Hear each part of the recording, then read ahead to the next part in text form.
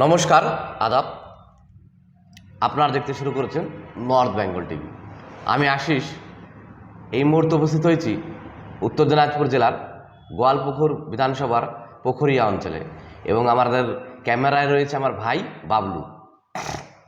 আমরা আগামীকাল সারা দেশ জুড়ে ঈদ, সেই ঈদ উপলক্ষে পুখুরিয়া অঞ্চলের প্রধান সাহেব রয়েছেন আমাদের মধ্যে। ওনার কাছ থেকে বিস্তারিত জানবো এবং আসন্ন বিধানসভা নির্বাচন কিভাবে ওনারা এই গোয়ালপুকুর থেকে লড়বেন, আবারও রাজ্যের মন্ত্রী সাহেবকে প্রার্থী করা হয়েছে, সেই বিষয়ে বিস্তারিত আলোচনা করব। নমস্কার দাদা, আমাদের নর্থ বেঙ্গল টিভির পর্দায়। বলছি দাদা, আগামীকাল সারা দেশ জুড়ে আপনাদের ঈদ পালন হবে, কি বলবেন না সকলকে, এলাকাবাসী? সবপ্রথম আমাদের পুখুরিয়া অঞ্চলের সবাইকে আসসালামু আলাইকুম, নমস্কার। এবং আমাদের 30 রমজান, আজকে লাস্ট রোজা আমাদের। সবার জন্য দোয়া করি, সবাই ভালো থাকুক, সুস্থ থাকুক। কালকে আমাদের ঈদ হবে, ঈদের জন্য সবাই ঈদ আদা করে এবং সবাই খুশি থাকে। আমাদের মুসলিম ভাই, হিন্দু ভাই সবাই যেন ভালো থাকে, এটাই আমার বার্তা। আমরা দেখলাম কিছুদিন আগে পুখুরিয়া অঞ্চলে নন্দজার হাই স্কুল মাঠে ইফতার পার্টি আয়োজন করা হয়েছিল। সেখানে সমস্ত ধর্মের মানুষ, জাতি ধর্ম বর্ণ নির্বিশেষে একাধিক মানুষ, অজস্র মানুষ, প্রায় হাজার হাজার মানুষ এখানে ইফতার পার্টি করেছিল। কি বলবেন স্যার সেই বিষয়ে? আপনি নিজে চোখে দেখেছেন আমাদের নন্দ, আমরা এখানেতে আছি দীর্ঘদিনে, আমরা ভাইয়ের মতন চলি। আমার বাবা আগে মেম্বার ছিলেন, আমাদের শান্তি কাকু আমার ওয়ার্ড থেকে জুতে উনি প্রদান হয়েছিলেন। আমরা মিলিতভাবেই চলি। আমাদের কোনো অনুষ্ঠান হলে ওরা আসে, ওদের অনুষ্ঠান হলে আমরা যাই। আমাদের কোনো উৎসব হলে ওরা আসে, ওদের কিছু পূজা পাঠ হলে, আমাদের দুর্গা পূজাই হলে আমরা, আমাদের ছেলেগুলোই ভলেন্টিয়ার করে, তা আমাদের ওরা সম্মান দেয়, আমরা সম্মান দিই, আমরা মিলেমিশে চলি এখানে। বলছি 2026 বিধানসভা নির্বাচন দোরগোড়ায় ডিক্লেয়ার হয়ে গেছে। 23 তারিখ আমাদের উত্তর দিনাজপুরে ভোট রয়েছে। আপনাদের আবারও মাননীয় মমতা বন্দ্যোপাধ্যায় আবারও আপনাদের এই রাজ্যের মন্ত্রী গোলাম রব্বানীকে এই গোয়ালপুকুর থেকে প্রার্থী করেছেন, কি শুভেচ্ছা বার্তা দিবেন? আমি সর্বপ্রথম আমাদের মাননীয় মুখ্যমন্ত্রী মমতা ব্যানার্জি এবং অভিষেক ব্যানার্জিকে ধন্যবাদ দিব যে আমাদের পুনরায় আমাদের মন্ত্রী সাহেবকে টিকিট দিয়েছেন। আর উনি আমাদের গোয়ালপুরের টিকিটধারী, উনি সবাইকে নিয়ে চলেন, হিন্দু মুসলিম সবাইকে সমানভাবে দেখেন, সমানভাবে নিয়ে চলেন। ওই নিয়ে দিদি আমাদের মাননীয় মুখ্যমন্ত্রী দেখেছেন, শুনেছেন যে উনি ভালো লোক, ফের উনাকে টিকিট দিয়েছে। আর আমাদের রাব্বানিদা অনেক ভালো।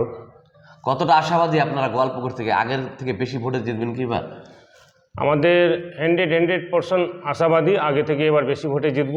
কেন বিরোধী যে টিকিট এখন কংগ্রেসের ফাইনাল হয়নি, যে আমাদের বিজেপির ছিলেন আগে সরবর, তাকে টিকিট দিল না।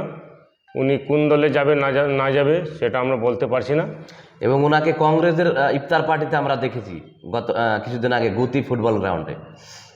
দেখেন, আমাদের যে কংগ্রেস, যাকে ইমরান আলী ভিক্টর বলে, উনি কোন পার্টি করে সেটা আমরা বলতে পারবো না। আমি এমনি শুনতেছি যে এরা কংগ্রেসে একবার লোকসভায় দাঁড়াইছিলেন, কিন্তু বিজেপির বি টিম হয়ে এবার নিয়ে এর বিরুদ্ধে ওর নিজের যে বউ আছে, 2টা ছেলে আছে, সে নিয়ে দিল্লিতে উনি ধর্ণা দিচ্ছেন। তো উনি কতটা ভালো সে আপনারা আমাদের জনগণ দেখতেছে, জানতেছে, আর আপনারা শুনতেছেন।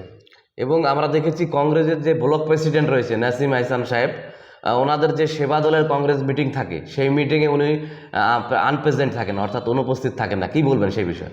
শুনেন, ওদের পার্টির ব্যাপার, ওদের পার্টির ব্যাপারে আমি বলতে পারবো না। কেন আমাদের যে পার্টি আমরা করি, মামাটি মানুষ, তৃণমূল পার্টি করি। আমি তৃণমূল পার্টির যে নেতার বারে জিজ্ঞাসা করলে আমি বলতে পারবো।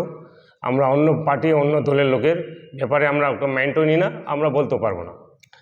বলছি, দেখা যাচ্ছে এখন ইলেকশনের ডিক্লেয়ার হয়েছে, কিন্তু নোটিফিকেশন হয়নি। আমরা ইতিমধ্যে দেখলাম নির্বাচন কমিশন রাজ্যের চিফ সেক্রেটারি, ডিজি, আমার উত্তর দিনাজপুরের ডিএম সাহেবকে পরিবর্তন করলেন। কি বলবেন নির্বাচন কমিশনের এই ধরনের পদক্ষেপকে? আপনি কি বলবেন? শুনেন, এখানে তো আমাদের যে অমিত শাহ, মোদি আছে ওনারা পাগল হয়ে গেছেন যে পশ্চিমবঙ্গকে কিভাবে কি করা যাবে, কিন্তু পারছে না। অনেক কিছু ওরা করতেছে, কিন্তু পশ্চিমবাংলার মানুষ সতত, এবং আমরা বাঙালি মানুষ মাছ খায়, নিজের বুদ্ধি নিজে থাকে, বাইরের বুদ্ধি এখানকার মানুষ নিয়ে চলে না।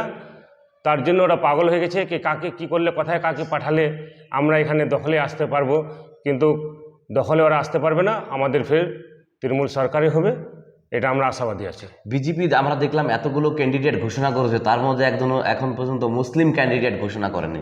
কি বলবেন একজন এলাকার সাধারণ মুসলিম মানুষ এবং জনপ্রতিনিধি হিসেবে কি বলবেন দাদা? দেখেন, এদের তো এটাই একটা রাজনীতি যে কোনো জায়গায় ওরা উন্নয়ন দেখাতে পারবে না। বা আপনারা দেখছেন বিহারে ভোট হলো, ওই 10,000 করে টাকা দিল, সে টাকা এখন রিটার্ন নিচ্ছে। দিল্লিতে ভোট হলো, আগে মানুষের সঙ্গে অনেক কি বললো, কিন্তু এখন সেটা আপনারা দেখতে পাচ্ছেন। তো ওরা ওই রাজনীতিটা করে আমাদের হিন্দুস্তানে চলে, ওটা বেশি দিন চলবে না। আমরাও এখানকার বাসিন্দা, আমরাও হিন্দুস্তানি, আমরাও ভারতবাসী, কিন্তু ওদের কিভাবে কি করে দাঙ্গাবাজি পার্টি, ওরা ওই রাজনীতি নিয়ে চলে, হিন্দু মুসলিম বলেই চলে। আর যদি সব ধরনের সব জাতিকে নিয়ে চলে, ওই পার্টি থাকবে না। কেন সবাই জানে যে বিজেপি পার্টি কতটা আমাদের দেশকে নিচনে করেছে, সবাই জানেন। মিডিয়া বন্ধু, আমাদের এখানকার যে জনগণ সবাই জানে যে বিজেপি আমাদের হিন্দুস্তানকে কতটা নিচনে রেখেছে। দেখা যাচ্ছে আমরা কিছুদিন আগে দেখলাম রান্নার গ্যাসের দাম আবার বেড়ে গেছে। আজকাল রান্নার গ্যাসের জন্য সাধারণ মানুষকে লাইনে দাঁড়াতে হচ্ছে। কি বলবেন দাদা সেই বিষয়ে? দেখেন, যে সরকার আছে আমাদের, সে সরকার রান্নার গ্যাস কেন সব কিছু বাড়ায় দেয়। যে আমরা দিল্লিতে যেতাম, যে পার্কগুলোতে আমরা ফ্রি ঢুকতাম, সে পার্কে 100 টাকা টিকিট করেছে এখন। ওই লালকিল্লায় আমরা এমনি যেতাম, সে লালকিল্লায় 100 টাকা টিকিট করেছে। যেগুলো আমরা মানুষ বসেছিল সেখান থেকে টাকা নেয়। তো গ্যাস মানুষকে, মা বোনদেরকে আগে লব দিয়ে দিয়েছে, এখন অভ্যাস হয়ে গেছে, গ্যাস ছাড়া চলতে পারছে না। অটোমেটিক গ্যাসের দাম বাড়ায় দিয়েছে। জানেও নি যে গ্যাস যারা ব্যবহার করেছে তারা কিন্তু গ্যাস ছাড়া চলতে পারবে না। পয়সা কিভাবে লুট করা যাবে, কীভাবে জনগণের কাছ থেকে নেওয়া যাবে, সেটাও ওনারা এখন করতেছে। বলছি দাদা, আমরা দেখলাম যে আপনাদের তৃণমূল সরকার, মামাটির সরকারের ব্যাপক উন্নয়ন হয়েছে, এটা বলাই বাহুল্য। লক্ষ্মীর ভাণ্ডার, স্বাস্থ্যসাথী, ওল্ড এন্ড পেনশন বিভিন্ন। কিন্তু একটা বিষয় বিরোধীরা আপনাদের বারবার আক্রমণ করেন, সেটা হচ্ছে চাকরি এবং কর্মসংস্থান। 2026 বিধানসভা নির্বাচনে যদি আপনারা আবার পুনরায় ক্ষমতায় আসেন, তাহলে আপনাদের মানে কি এই বিষয়ে কি নজর থাকবে আলাদা করে? দেখেন, যারা যোগ্যত চাকরির, তারা চাকরি পাচ্ছে। আপনারা অল ইন্ডিয়া দেখতেছেন চাকরির সংখ্যা একটু কমে গেছে। হ্যাঁ। আগে পড়াশোনা, আমি নিজের গ্রামের কথা বলি, যে আমাদের গ্রামে আগে 2টা 3টা ছেলে ছিল, এখন প্রত্যেক বাড়িতে পড়াশোনা হয়েছে। তো সরকার যতটা ওর ক্যাপাসিটি থাকবে অতটাই তো দিবে। কিন্তু এখানে না, আমাদের খালি পশ্চিমবঙ্গে না, সব জায়গায় সরকার ভাবেছে যদি সরকার উনি আসেন, ওনারা সিপিএমের আমল দেখেছেন আপনারা, সিপিএম আমলের থেকে এখন বেশি চাকরি হয়েছে। তৃণমূল সরকার আসাতে অনেক চাকরি হয়েছে। আশা করি যে আমাদের যে মামাটি মানুষের সরকার রয়েছে বা আসবে, 100% আমাদের টিএমসি সরকার হবে, উনি ফের আমাদের চাকরির ব্যবস্থা করবে। মানে এই চাকরির প্রক্রিয়া কিন্তু দাদা বারবার হাইকোর্টে কেস হচ্ছে বিভিন্ন দলের পক্ষ থেকে, এই বিষয়টা কি? দেখেন, আমাদের দল চাকরি দেয়, কিন্তু অন্য দল গিয়ে চাকরি ছিনায় নেয়। তো জনগণকে বুঝতে হবে যে কে ভালো কে খারাপ।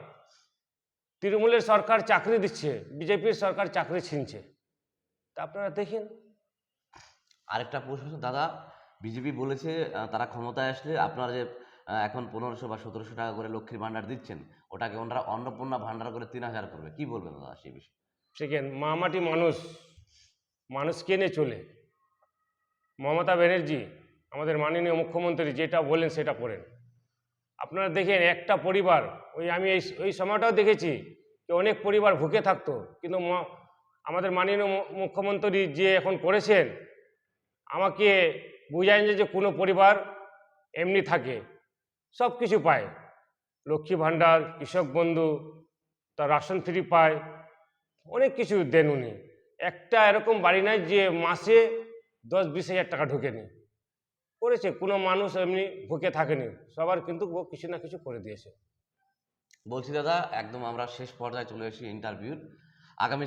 আগামী 23 তারিখ উত্তর দিনাজপুরের নির্বাচন তথা গোয়ালপুকুরের নির্বাচন। আপনি পুকুরিয়া অঞ্চলের প্রধান, কিভাবে এলাকাবাসীকে বলবেন যে আপনারা যে ভোট দিন এবং বেশি বেশি করে ভোট দিন? আমাদের এলাকায় মানুষ কিন্তু ভোট দিতে চায় না, ভোটের দিন ঘরে বসে থাকে, এবং ঘরে ভোট দিন, এবং কিভাবে তাদের আহ্বান করবেন দাদা?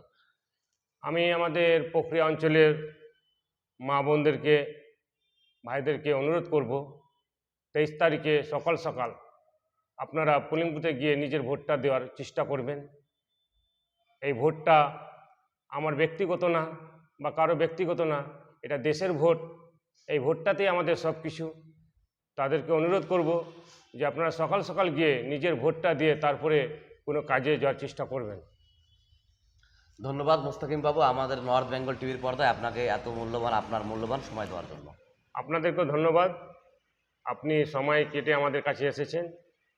নমস্কার। Thank you.